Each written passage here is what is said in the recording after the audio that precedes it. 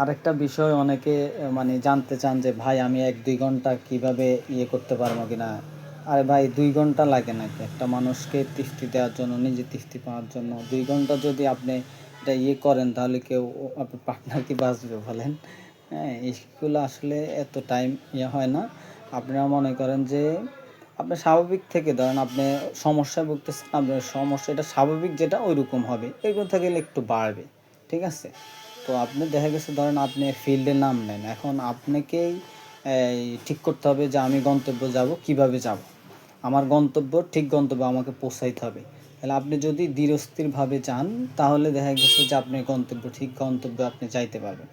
এখন আপনি যদি গাড়িতে উঠে মনে করেন যে 4 গিয়ারে চলে যান তাহলে তো আপনার সমস্যা হবে, তাই না? এটা হচ্ছে আপনার বিভিন্ন ভিডিও ক্লিপস আছে এগুলো সম্পর্কে কিভাবে এগোতে হয়, খুব ধীরে ধীরে এগোতে হয়। হ্যাঁ, এই ইয়াটা হচ্ছে যখন আপনি করবেন তখন মানে একটু করলেন, করার পরে রেস্ট নিলেন, অন্যদিকে সময় দিলেন, পজিশন চেঞ্জ করলেন, আবার রেস্ট নিলেন, আবার এইভাবে আস্তে আস্তে আপনার সময় বাড়াতে হবে। মনে রাখবেন আপনি যখন পতনে চলে যাবেন তখনই কিন্তু আপনি দুর্বল হয়ে যাবেন। হ্যাঁ, সমস্যায় পতনে যাওয়া যাবে না। ওইভাবে আপনারা আস্তে আস্তে টাইমটা বাড়াবেন। যখন আপনি এটা করতে থাকবেন একসময় আপনার অভ্যাসে পরিণত হবে, তখন আপনার ইনশাল্লাহ ওষুধও খেতে হবে না। ঠিক আছে?